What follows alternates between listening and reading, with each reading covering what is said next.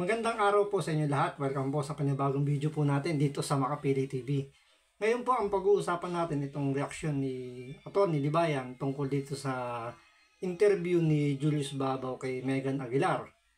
Ngayon, dito sa interview na to, mapapansin po ninyo na puro negative vibes lang yung nakikita ni Atty. Libayan dun sa nangyaring insidente kung saan humingi ng tulong si Megan Aguilar kay Raffy Tulfo, kahit na alam natin naman nabigyan ng tulong si Megan Aguilar sa pamamagitan ni Raffy Tulfo, kay Atty. Libayan, mas nakikita pa niya yung naging bad side daw nung nangyaring paghingi ng tulong ni Megan Aguilar kay Raffy Tulfo. So, ano ba tong naging interview ni Megan Aguilar kay Julius Babaw at bakit yung reaction ni Atty. Libayan parang negative vibes?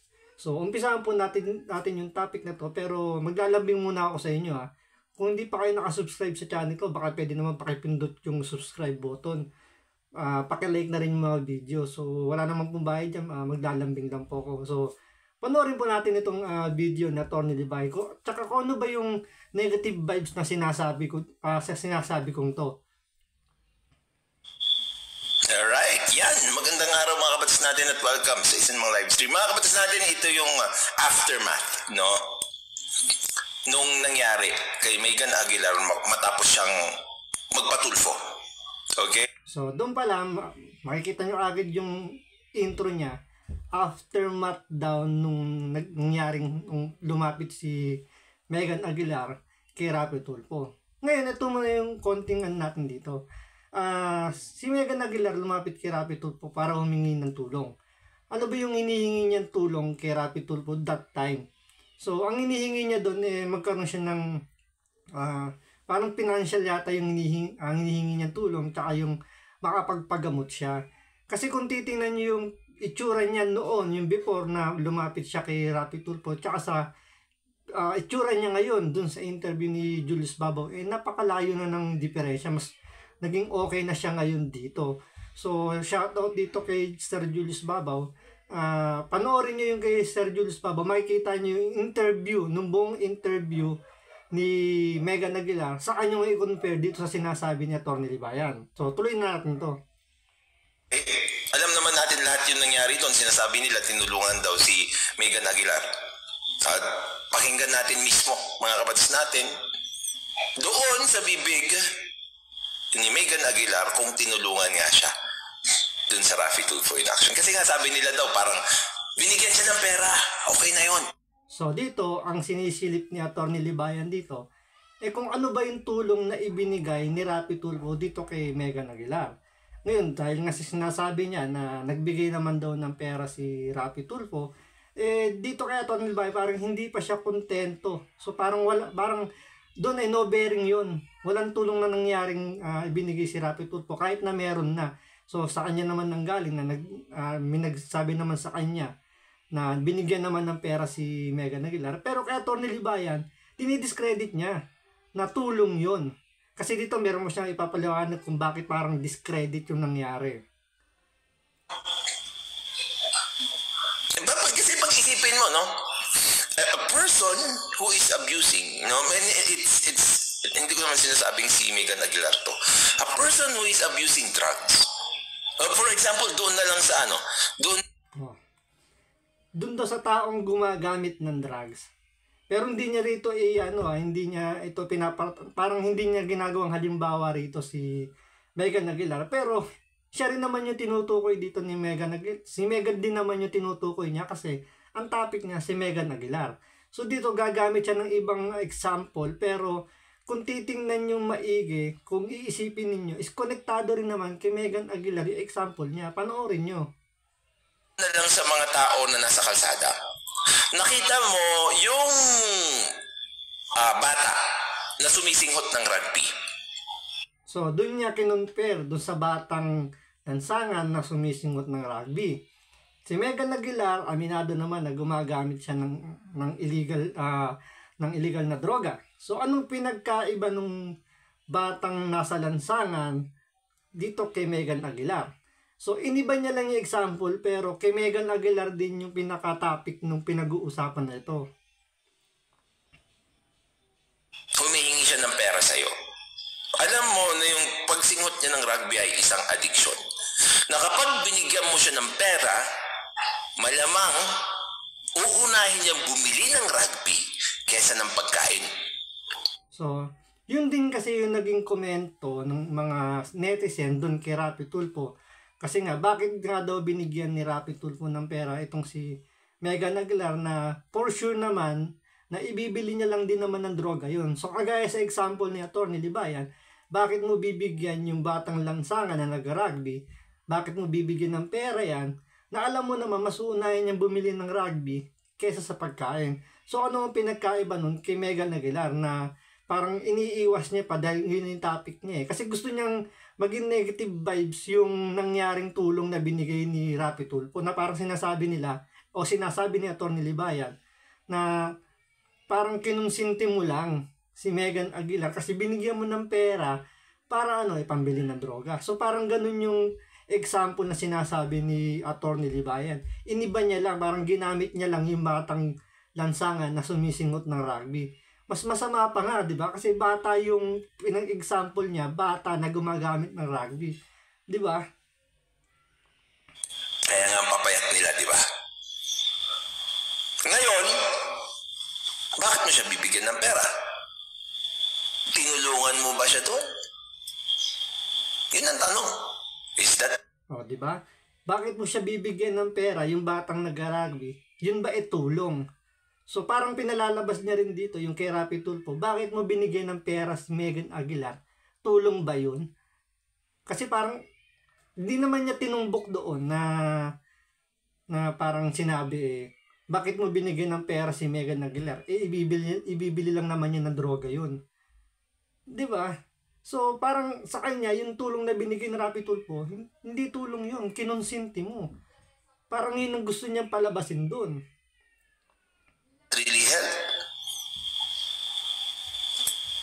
Ito. Panoorin natin.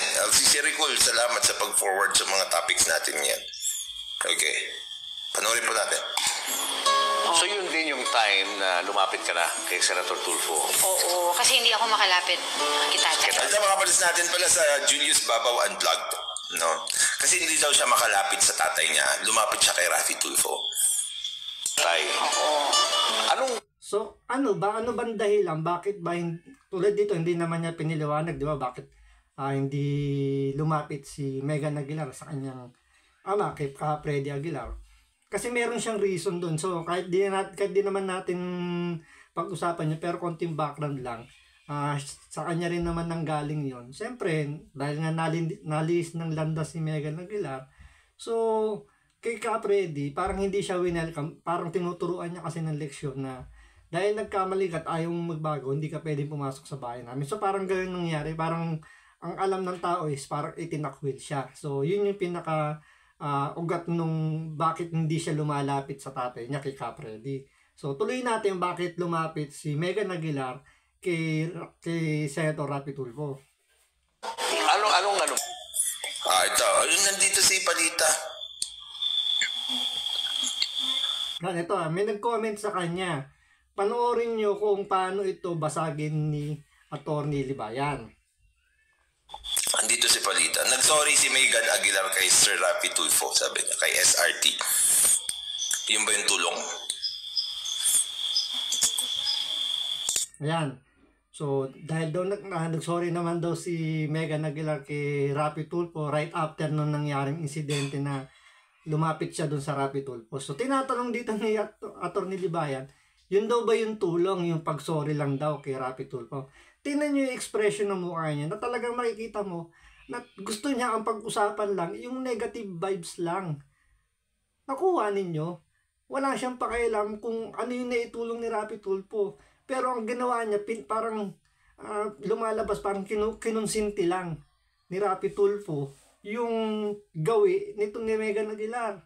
Tingnan mo yung mukha niya.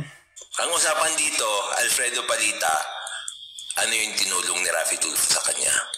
Megan, tutulungan kita mo. So, yun, tinatanong niya kung ano daw na itulong ni Rapi Tulfo kay Megan Aguilar. Ngayon ito, papanood ko sa inyo kasi ito si Atty. Libayan, parang alam naman natin to, hindi naman to nag-research. So ito yung tulong na ibinigay ni Rapi Tulfo kay Megan Aguilar na hindi alam ni Atty. Libayan. So Atty. Libayan, baka pwedeng panoorin mo ito para alam mo kung ano yung naitulong ni Rapi Tulfo kay Megan Aguilar. Financial for the meantime habang ipapa-drug test, and then after that result, of course, doon ako ubos ng tulong. Pero even... So, eto, bago to bigyan ng tulong ni Rapi Tulfo, nagkaroon sila ng kasunduan dito. For the meantime, kasi ang usapan nila rito dahil nga nabanggit dun sa interview ni Megan Aguilar na siya ay gumagamit ng illegal na droga. So, sabi ni Rapi Tulfo, kailan mo na kita ipa-drug test? Kasi sabi niya matagal na raw siyang hindi gumagamit. So, dito parang siyempre, ayaw naman ni Rapi Tulfo na parang kinukonsinte. So, gusto niya muna clear, mag-negative. Kasi meron siya pinakitang drug test result na negative siya. Pero ano yun parang urine lang. Ang gusto ni Rapi Tulfo yung parang advance, yung follicle hair yung gagamitin. So, kumasa naman dito si Megan Aguilar at ang sabi nga ni Rapi Tulfo, kapag naipasa mo yung drug test, mag-negative ka dyan, bubuhusan kita ng tulong. Pero for the meantime, sige, tutulungan muna kita. Yan, ito na sasabihin ni Rapi Tulfo. Tingnan nyo kung ano yung mga ibinigay na tulong ni Rapi Tulfo bago pa dumating yung oras kung kailan siya i-drug test. Before the drug test, papagamot ka namin. Pangako ko yon. No, pasahin mo. So, bago pa yung drug test, ipagagamot na siya kasi meron siyang goiter. So hypothyroid yung sakit yata rito ni Megan Aguilar. So yun yung gagamutin muna para ipa-hospital muna ni Rapi Tulfo. Hindi pa nagsisimula yung drug test, may tulong na ibinigay na. Ano yun? Ipagagamot ni Rapi Tulfo. Atty. Libayan, tandaan mo, wala pa yung drug test pero binigyan na agad ang tulong ni Rapi Tulfo na ipagagamot si Megan Aguilar. Oh, sana. Kasi hindi, whether you like it or not, kung talagang babagsak ka kasi kami ang magpapatest at DNA. Saan ka natutulog ngayon? Sa convenience store, sa labas, o kaya sa may labas ng gas station. Sinek-in ka namin, di ba? Opo, salamat po pala. Pero pagkatapos nito, saan ka matutulog? Balik po sa... Kalye. Atty. Libayan, wala raw tutuluyan si Megan Aguilar. Natutulog lang daw siya sa labas ng convenience store sa gasoline station. So ano yung ibinigay na tulong ni Rapi Tulfo? I-check-in sa hotel. Wala pa yung DNA test, hindi pa pinag-uusapan yung drug test. I mean, hindi pala DNA test. Wala pa yung drug test, pero nagbigay na ng tulong uli si Rapi Tulfo. Ano yun? Ipa-hospital? I-check-in sa hospital. Check-in rather sa hotel. Dalawang tulong na yon. Opo. Sinong kasama niyo po sa labas? Pag natutulog sa labas? Ang kasama ko po ay ang asawa ko, si Oliver. Hindi po siya makatrabaho dahil wala naman po siyang mapag-iiwanan sa akin. Wala po. Buti wala kayong kasamang bata habang kayo po nasa lansangan. Kaya nga po, hallelujah, alhamdulillah to that. Dahil bago po kami nagkahirap-hirap na ibigay ko na po si Anaya sa aking tatay. Paano po namin kayo makontak? Wala pala kayong address. Kunyari, kailangan na namin kayo samahan sa doktor. Actually, tomorrow po din namin kayo samahan sa doktor. Pero kung kailangan namin kayo para doon sa drug testing, paano? Tapos pag may resulta na, paano namin kayo makontak? May cellphone number ba kayo? Meron naman po. Pero sana nga po, Sir Rafi, kahit po room for rent lang sana, makuha nyo. Atty. Libayan, panoorin nyo, nag-request pa si Megan Aguilar na kahit daw room for rent lang makuhanan siya. Makuha na sila ng asawa niya. So, yan yung tulong na hinahanap mo na hindi mo muna inalam kung meron ba. So, tingnan natin kung pagbibigyan yung request dito ni Megan Aguilar. Kami kahit mura lang po. Magkano ba yung for rent? Meron pong 4,000, ganun, 5,000, ganun po. May 4,000? Opo. Doon na tayo susunod na baba, 4,000. Sige po. 4,000 room for rent. Opo. One month yun. Opo, for 1 month, pero may advance deposit po yun. Baka umabot ng 10,500, mga ganun po, kasi 10,500. tumingin na kami. 10,500, tumingin na kayo. Opo. So para enough lang yun na hanggang sa gumulong yung proseso na gagawin natin dahil sabi up to 3 weeks. Opo. By then, nandiyan ang result. Opo. Pag malinis kayo, bubusan ng tulong. Akin na yung wallet. Okay. Ayan na, Atty. Libayan. Ito yung tini-question mo na bakit binigyan ng pera ni Rapi Tulfo si Megan Aguilar. Na sinasabi mo, dun sa example mo, yung batang nag-rugby, bakit mo bibigyan ng pera kung alam mo namang ibibili lang naman ng rugby yung para singutin. Ngayon, ito yung perang ibinigay ni Rapi Tulfo, saan ba mapupunta? Panoorin nyo po. Tulungan kita. Thank you. Ma'am, itong gagawin ko, trust ito ha. I trust you. Akala ko po yung wallet. Ayan. Yung ibibigay daw niyang pera is trust daw yun. So yung tiwala na saan niya gagamitin yung pera. Panoorin niyo po, Atty. Libayan. Trust you. Opo. So don't break my trust. I will not. I will not. Kasi hindi ka na makaulit.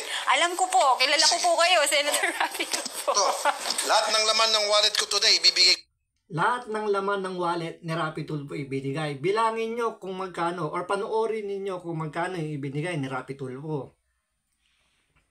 ko sa'yo. Hey, thank you. Tingnan ko. Salamat po. Ito ha, wala na. Wala na? Ubus. Wala na. Wala na. Credit card. Loko lang. Credit Joke card. lang. Joke lang po. Bilangin mo, Ay. ma'am. Sige po.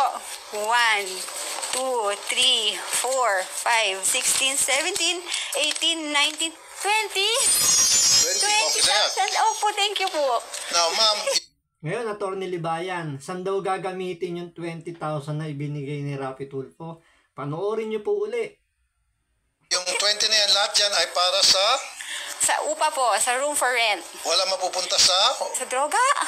droga. Yung 20,000 na ibinigay ni Rapi Tulfo, mapupunta dun sa room for rent na kukunin na rerentahan ni Megan Aguilar pati ng asawa niya. At yung iba daw ibibili ng droga. Ano yung drogang bibili ni Megan Aguilar? Natural. Ang nga pala mo sa... Kung may droga man, pang ano po, PTU, yung pang thyroid. Okay. Pang Bibili niya parang pang maintenance niya, gamot, hindi drogang pang illegal.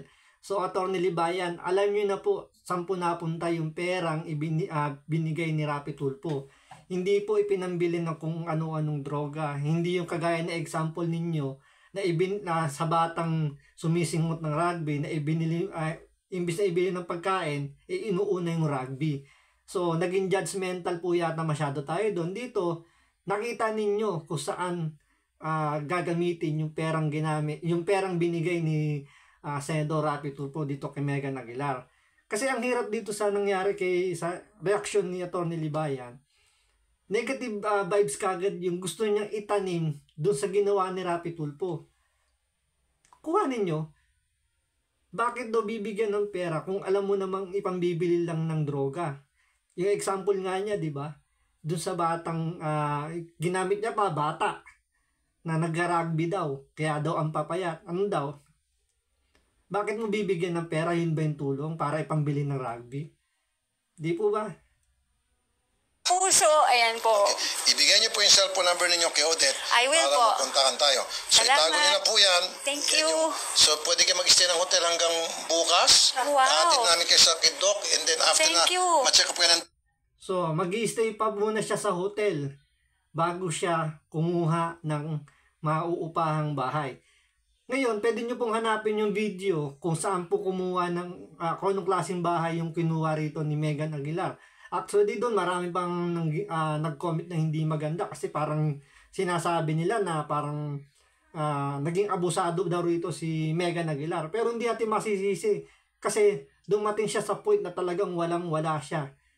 Na hindi niya natikman yung ganong klaseng kumbaga yung lifestyle niya nag-iba dahil nga doon sa pandemic tsaka sa nangyari sa buhay niya. So talagang dapang-dapa siya that time. Ngayon tinulungan ni Rapi Tulfo at panoorin niyo yung mga video doon kung saan ginamit ni Megan Aguilar yung pera. So sana may matutunan tayo sa wag muna tayo magbigay ng negative vibes. Tingnan niyo muna kung ano yung naitulong ng tao. Gamitin natin sa mga zombie dyan, gamitin nyo naman yung mga atay ninyo, sabi nga ni Melo Yap Huwag naman puro atay ang gamitin, pero kung gagamitin nyo na maayos. Hindi yung kung ano yung dinidikta sa inyo ng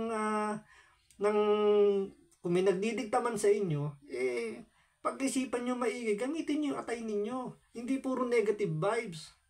Dok, kung sabihin ni doktor, and then you're free to go, pwede na kayo mag-uupa ng rent. Opo, hawakan ko lang po muna. Hindi, nandiyan na. Opo.